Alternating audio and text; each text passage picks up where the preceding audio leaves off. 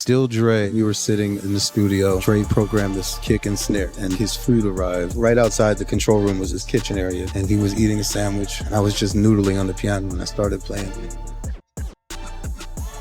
And he poked his head in and he was like, that's it. Me and the DOC, this one of the greatest writers in hip-hop. We're in here writing this song, struggling with this beat. We can't come up with shit. It's like the fourth day. Nigga, Dr. Dre fly, a nigga from New York into LA. We all in the studio. 30 minutes later, that nigga shit is done. He wrote Dre shit and my shit, and it was flawless. Dr. Dre is arguably one of the greatest producers and songwriters on the planet. With legendary albums like NWA's Straight Outta Compton, Snoop Dogg's Doggy Style, and his own classic The Chronic, Dre was up there. But funny enough, his biggest song wasn't written by him at all. Dre left Death Row Records in 1996, fed up with how Suge Knight was running things. Not long after, he launched Aftermath Entertainment under Interscope. But since The Chronic dropped in '92, fans had been waiting 7 long years for a follow-up. And when Dre's 2001 finally dropped, it didn't just meet expectations, it shattered them. But here's the real deal. One track on that album hit harder than the rest. With its raw energy and that unforgettable piano loop, it marked Dre's return in the most iconic way possible. Still DRE wasn't just another hit song. This is the track that saved Dr. Dre's career and became what many consider the greatest hip-hop record of all time. The top 5 greatest hip-hop songs ever. I'll say Still Dre. That's where it gets tricky. I'll say, I'm just saying biggest hip-hop shit. You get caught up. Hold up. Get caught up thinking. The 1999 single helped set the stage for Dre's 2001 album, which went 6 times platinum. And decades later, it's still played at every major sporting event, every party, and every moment when hip-hop needs to flex its cultural dominance. Still DRE has been streamed over 1 billion times, sampled countless times, and remains one of the most recognizable beats in music history. It's the song that proved Dr. Dre was still the king of the West Coast after his messy departure from Death Row. But the story of how this masterpiece came together is wilder than anyone imagined.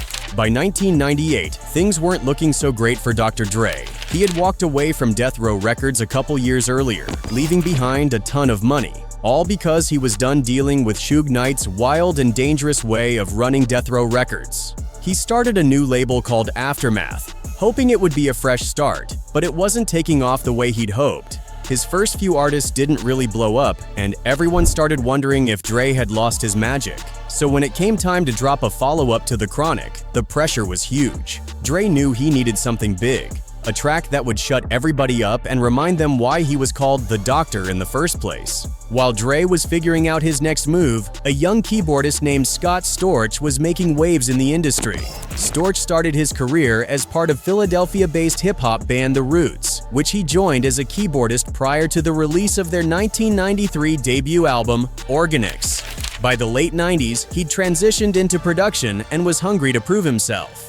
Storch's connection to Dr. Dre came through pure chance. He was in LA when he bumped into one of his homegirls from Philadelphia who just got signed by Dre. That homegirl was Eve. She later fixed up a meeting with Scott and Dre. He literally changed my life that day. My first time in California. This girl I knew from Philly, Eve, ran up to me. I hadn't seen her in a while. I'm like, what are you doing here? She's like, I signed to Dr. Dre. And she's like, yo, you were always really cool to me. I want to take you to meet Dre. Later that day, they were in the live room. Scott was nervous as hell. He started playing some cool stuff, just randomly, anything off the top of his head. After a few minutes, Dre stopped him and left the room without saying a word. At that point, Storch thought it was over, but then Dre came back with another dude named Larry, and what happened next was history. But I had no music with me. You know, he said, I hear you play them keys real good. And I sat down at the piano and he was like, hey, you ain't going nowhere. Let's make this album. I had a room key for a ill hotel and like 10 grand. They handed him a hotel key and a big chunk of money right there on the spot. Storch was supposed to go back to Philadelphia, but Dr. Dre had just made him an offer he couldn't refuse. Fast forward several months later, and Dre was working on his comeback album 2001. He needed a hit that would prove he was still the king of West Coast hip-hop after leaving Death Row Records. One day at Dre's house, Dre and Scott were working on what would later become arguably the greatest hip-hop record of all time. Dre had programmed an automatic kick and snare pattern, then went out to grab lunch. While he was gone, Storch sat at the piano, messing around with some keys. While experimenting with different ideas, Storch created a piano melody that perfectly matched the drum pattern Dre had programmed. When Dre came back and heard how the piano and drums sounded together, he immediately stopped what he was doing. "That's it," he said. He knew right away they had something special. This became the iconic intro for Still DRE. Dre immediately recognized its potential and they began working on the track. The whole thing came together in about 20 to 30 minutes, but that was just part of the puzzle. A great beat means nothing without the right lyrics. Now came the writing, and this is where things got complicated. The DOC, one of hip-hop's most gifted lyricists before his car accident damaged his voice, was brought in to help craft the lyrics. Snoop Dogg, Dre's longtime friend and protege and the man who could effortlessly ride any beat, was also in the house, so there was talent everywhere.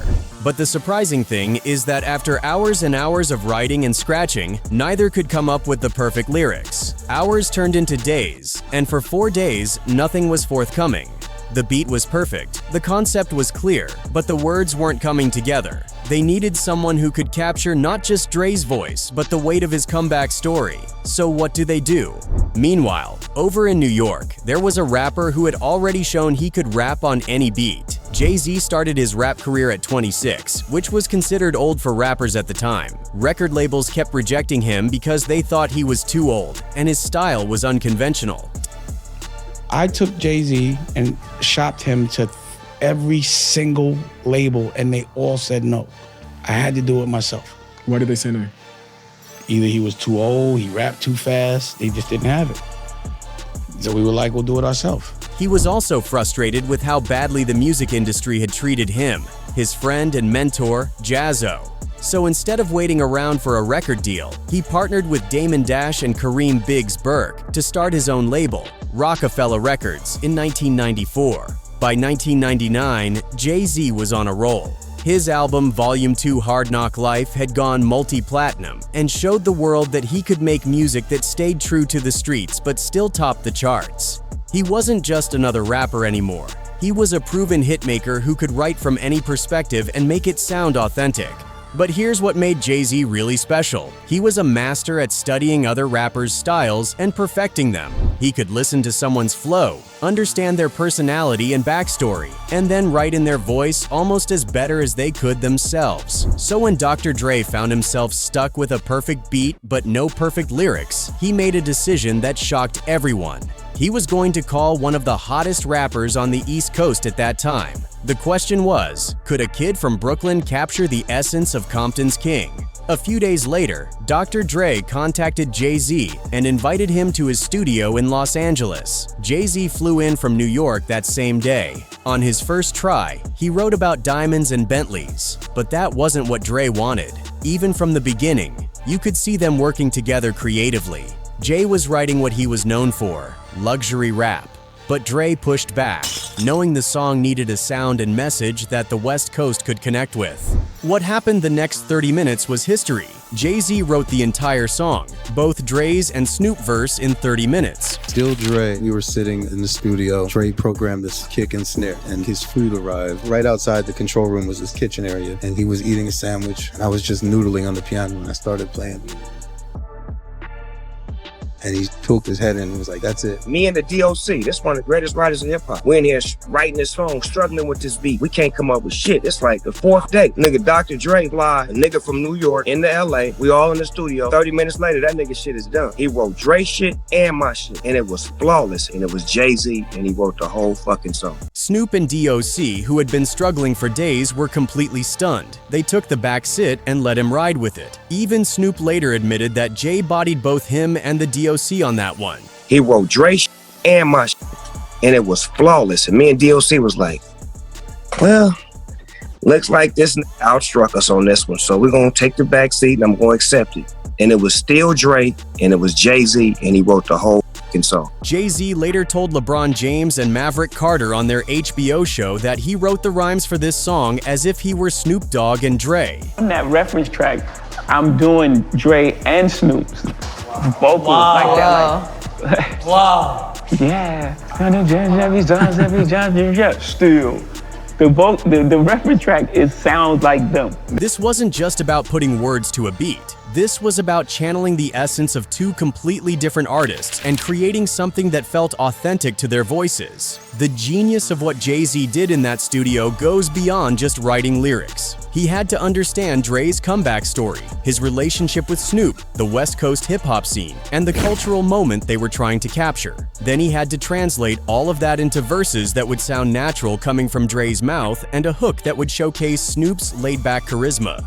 The impact was immediate and lasting. Still DRE became more than just a comeback single. It became one of the biggest hip-hop record ever made. It reminded everyone why Dre was considered the premier producer in hip-hop while simultaneously showcasing JayZ's incredible versatility as a writer, even if his contribution wasn't immediately public knowledge. Today, Still DRE stands as one of hip-hop's most enduring records. It's been covered, sampled, and referenced countless times. But beyond its commercial success, Still DRE represents something deeper about hip-hop culture. It's proof that the genre's greatest moments often come from unexpected collaborations, from artists who are willing to put their egos aside for the sake of creating something larger than themselves. The fact that JayZ could write such an authentic West Coast anthem in just 30 minutes speaks to his incredible skill as a songwriter, but also to his deep understanding of hip-hop as a culture. He didn't just write lyrics, he channeled the spirit of an entire movement and distilled it into one perfect song.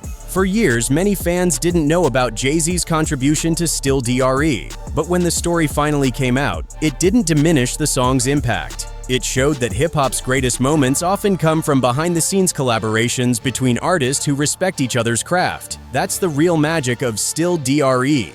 It's not just a great song, it's a masterclass in collaboration, humility, and the kind of artistic excellence that only happens when legends recognize other legends and work together to create something immortal.